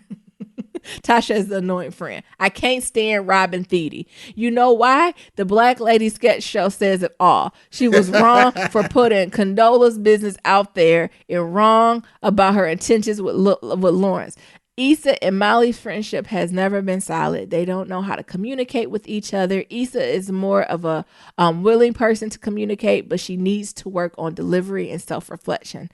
Molly has her own therapist that she needed and never listens, so I don't know where to start with her. We've outgrown friends for many reasons and seasons, and it's okay. Nyambi, you are absolutely right about Kelly. We don't know about her. I do want to know more about her outside her jokes. Are they writing her jokes to help her escape her life or cry for help? Virtual teacher can kiss the roundest part of my ass. I feel like we read her journal. I'm working harder than a what is this? A Stevens kissing Candyland's ass and not the Django. It's ghetto. You have a blessed weekend. Happy Mother's Day to all the moms listening. Love and wealth. Go ahead, Nira. Who was it from?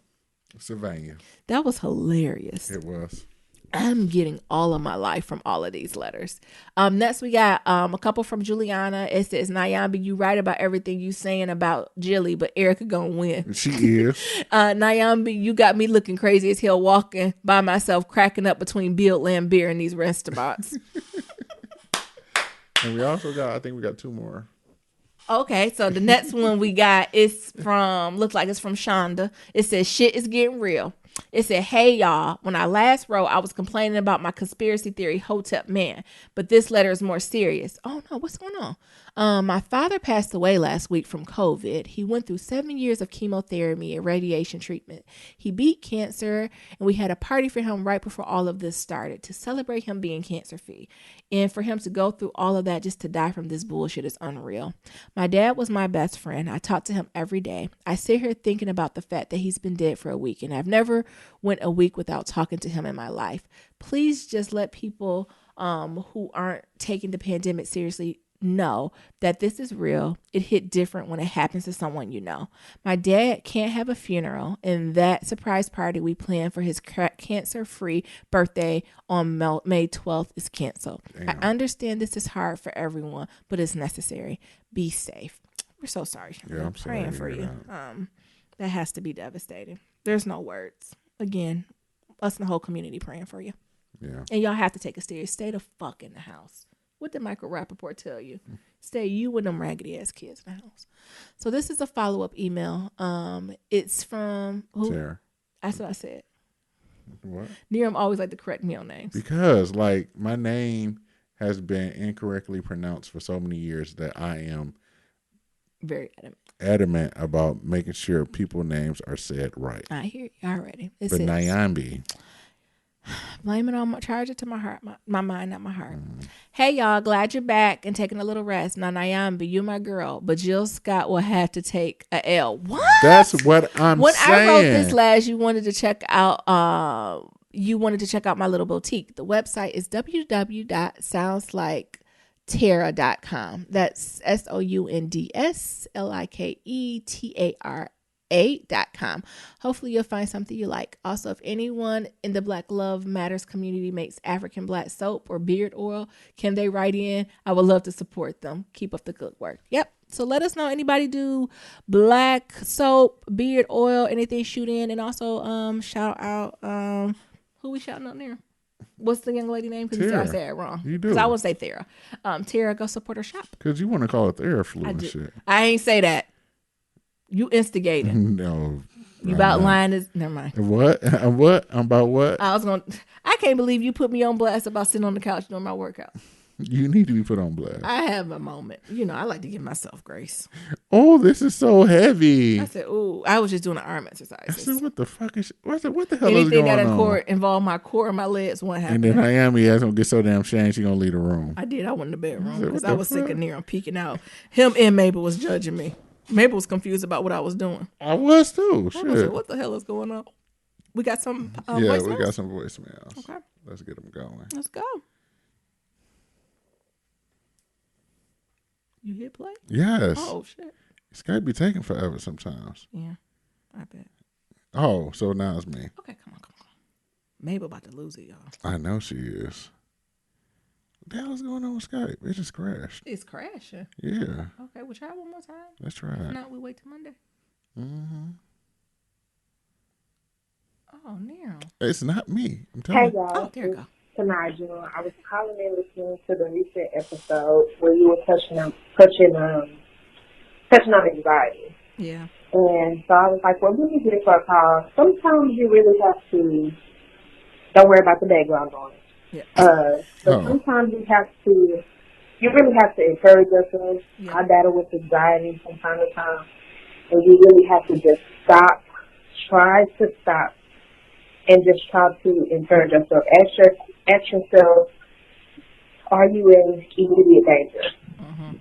Is this a thing that's happening right now? That's pretty much how I try to pull myself off these anxious spells. So,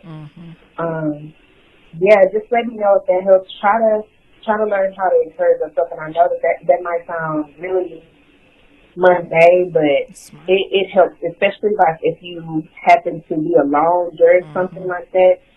You want to try to champion yourself through it.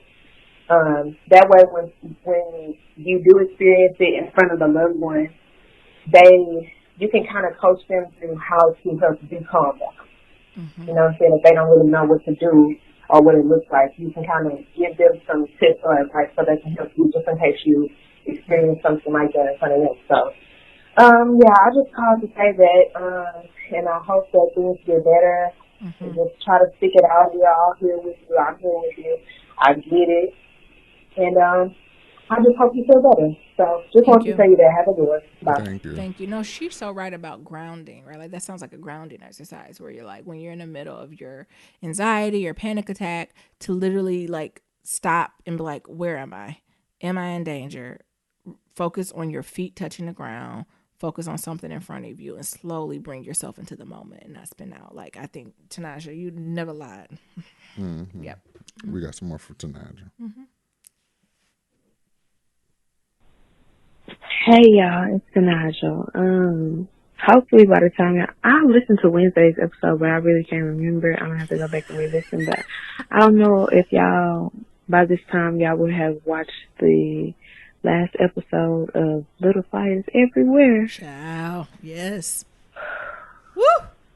Child. Let me. I know. I don't even. The words. I don't even have them. Everybody was performing, honey. Bitch, when I tell you they were at Yep. 10. Yes. I be forgetting who Reese Witherspoon is, but didn't she come down? I don't know if y'all watched it. Yeah. Let me tell you something. Good. Yes. Okay, please so do a good. recap on it if y'all haven't already talked about it. That last episode, the show is good. Okay, it's brilliant. But that last episode, when Reese Witherspoon got in her yellow whiteness. Ooh, she got in it good, didn't she? Sat and looked and gave us that "you are perfect" when she screamed. Yep. You are. Yep. She told her to shut the fuck up. Yeah. That's all I can say. She was in her bag. I can gather the words. It was good. That was good. I almost haven't felt that since, the beginning, the earlier times of Scandal. Yeah. When Kerry Washington was getting them together at the end of every episode. Oh, child. Not at the end of every episode.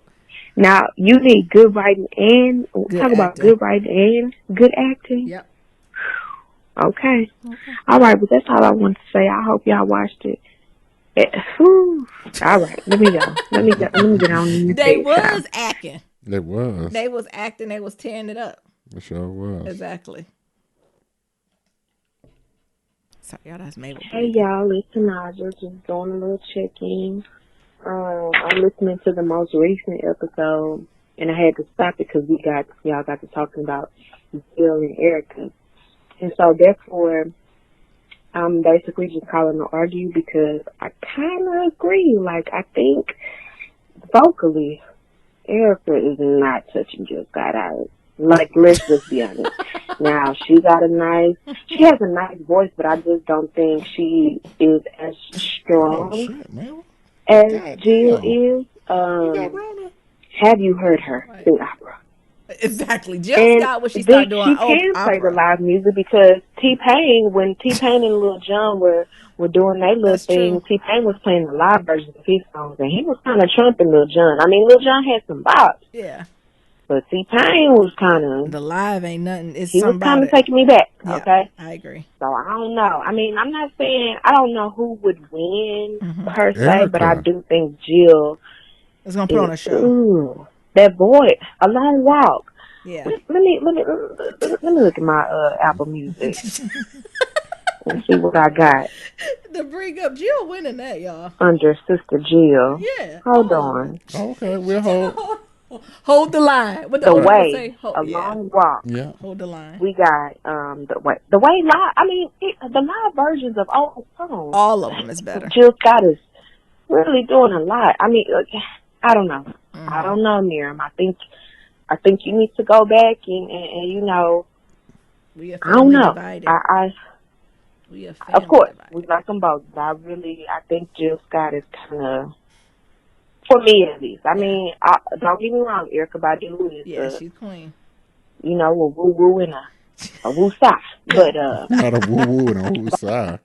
No, because the thing is, I can tell you, I know who's going to win because, what is it called? You Got Me? Mm-hmm. Jill Scott wrote and produced the song that Erykah was supposed to. Just that in itself. Mic drop. Same person. So, yeah, I'm just, I think vocally, and I know you're talking about hits and songs and albums and all of that, but to me, they neck and neck with how well the album might have done on the chart. Yeah.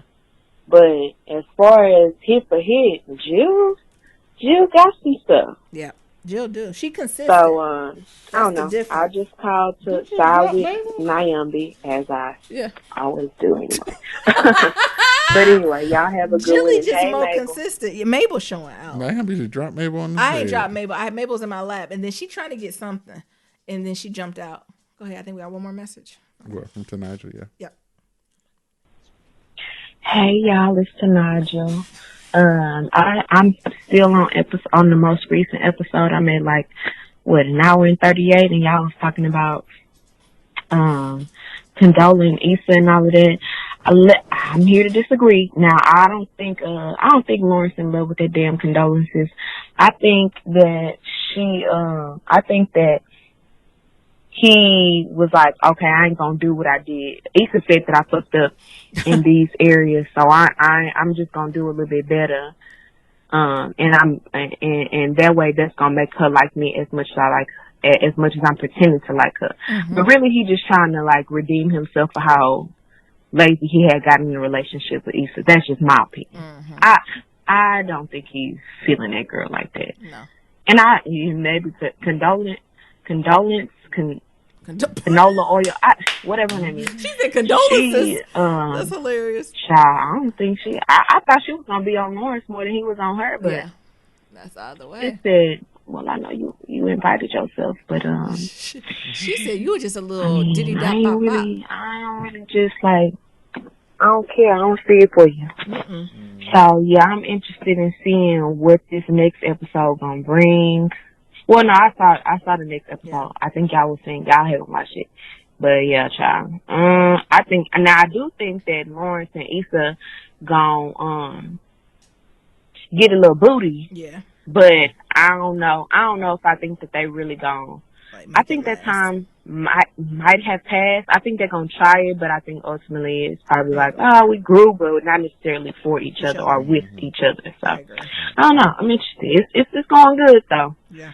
All right, but I just want to let y'all know. Let me go in here and deal with these white folks in my job, child. All right, have a good one. Yeah, I do think Lawrence was Condola's rebound, and like she's seeing Lawrence as one of them boys that you've been around the world and yada, you know, and yada yada. He's one of them yada been around the world. He's a nice little toy. We do what we do when the lights go out, but then you go away.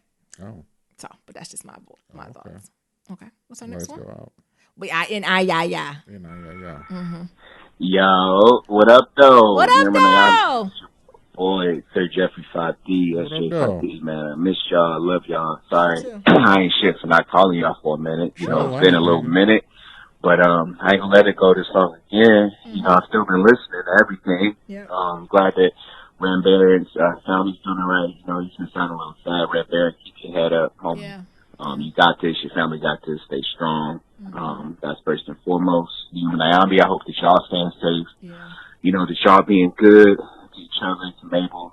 You know, Nyambi, don't kill Mabel. She's doing the best she can. She tried. You know, we're going through a pandemic, man. This is the worst pandemic that we've seen in our lifetime. So, you know, nobody knows what to really do. We're all just handling this in real time, and in retrospect, we're going to look back on it and, you know, see things we could have done differently. But right now, I think the best thing to do is just to, you know, cherish you and yours and your mission here, and don't lose sight of your, you know, what you're doing here.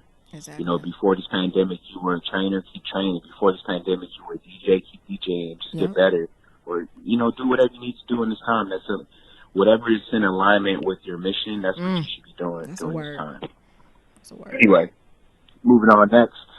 You know, I've just been so focused on fucking graduation. It swept this fucking graduation plane beneath my feet, man. I've been working so hard I know. for this graduation. Now you got Obama and Michelle. Because of Rona out here acting up, dropping niggas. So, you know, I'm like 3 weeks away from finishing my undergraduate. So that's really been my main focus. Congratulations. I'm really happy about that. Yeah, it should be. I know it's starting to put me off this motherfucking voicemail.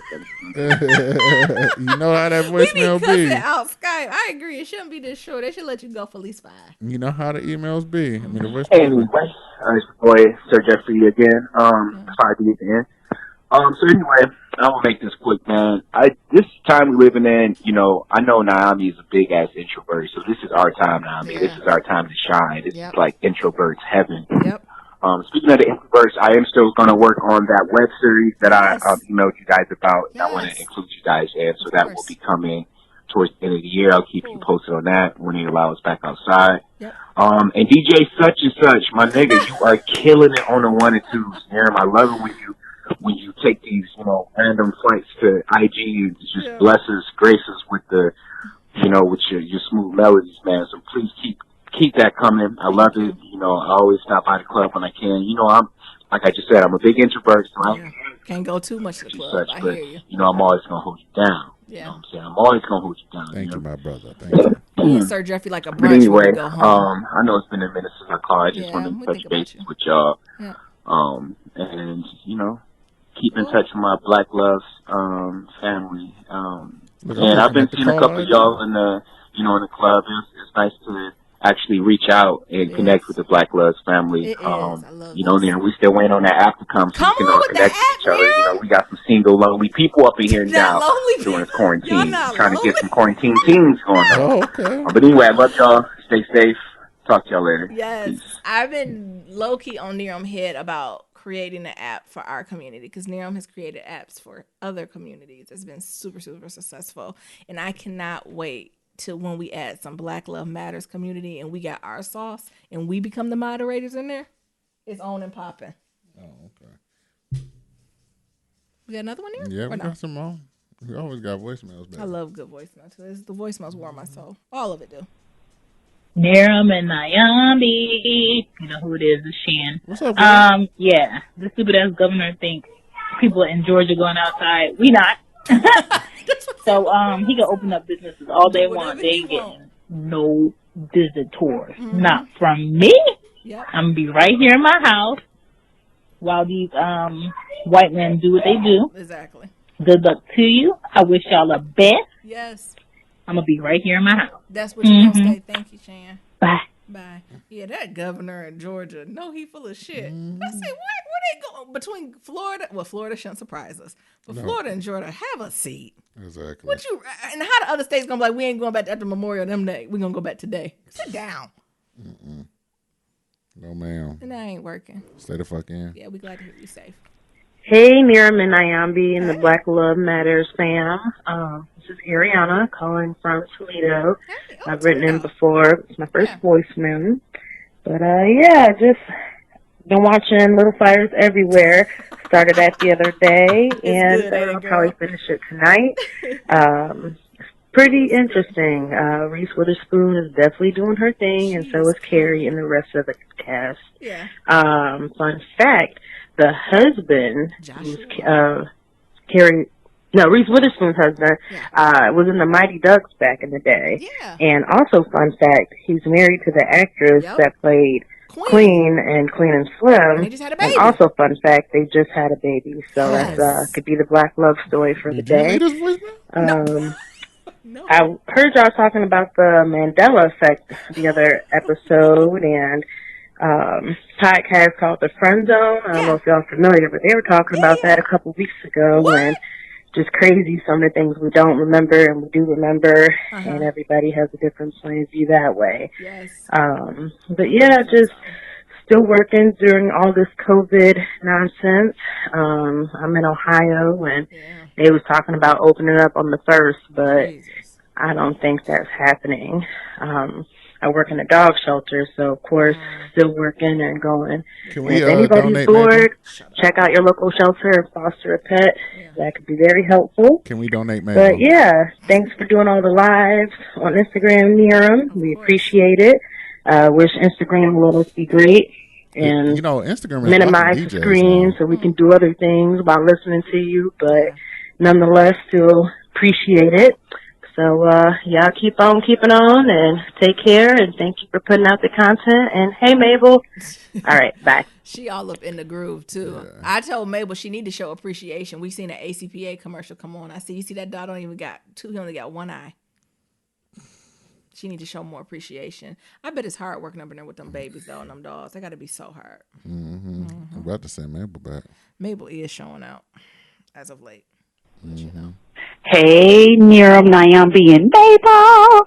Of course, I called my groomer this morning trying to find out about my dog, and of course, we live in the state of Texas, so it is crazy. Yeah. Did y'all know the NAACP might be suing Governor Abbott here because of what's going on with the Rona World Tour? No. Anyway, I hollered in my spirit when Naomi mixed up Andrew Cuomo and Chris Cuomo.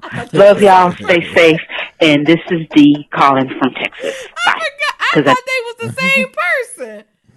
But the thing is, one looking bad, and the thing is, I never wanted to say it out loud because I thought he was looking rough because of the COVID. So I was like, maybe the COVID aging him, and that ain't right, to talk about he looking bad. Duh, he got a virus. Of course he gonna look bad. And then, was it you or my mama? It was me. It was like, them two different people. And then they came on CNN the other day. Yes. And it's like. Now they together. Naomi talking about, they don't look alike. That's what I've been trying to tell your ass. But when you see them in isolation, like, you know how you just put characteristics together. Mm-hmm. And you be like, okay, y'all can see that. I got I'm telling all that man business. I'm talking about he done been with Sandra Lee, the one from Food Network. I'm getting all the shit mixed up. You're getting all the shit wrong. Oh, my goodness. And then got the nerve to get mad at me when I tell you wrong. Because I really didn't believe it. I was like, listen, I'm smarter than the average damn bear. Okay. All right, close us out now. As always, to submit your Black Love story, go to blacklovematters.com. To submit a question for Kitchen Table Talk Shooters, email blacklovematters@gmail.com. That's black with no K. And to leave a comment about Black with no K. Okay. Okay. And to leave a comment about anything we talked about, we got that website, blacklovematters.com. We got that SoundCloud, and we got that voicemail. That's at 508-784-1111.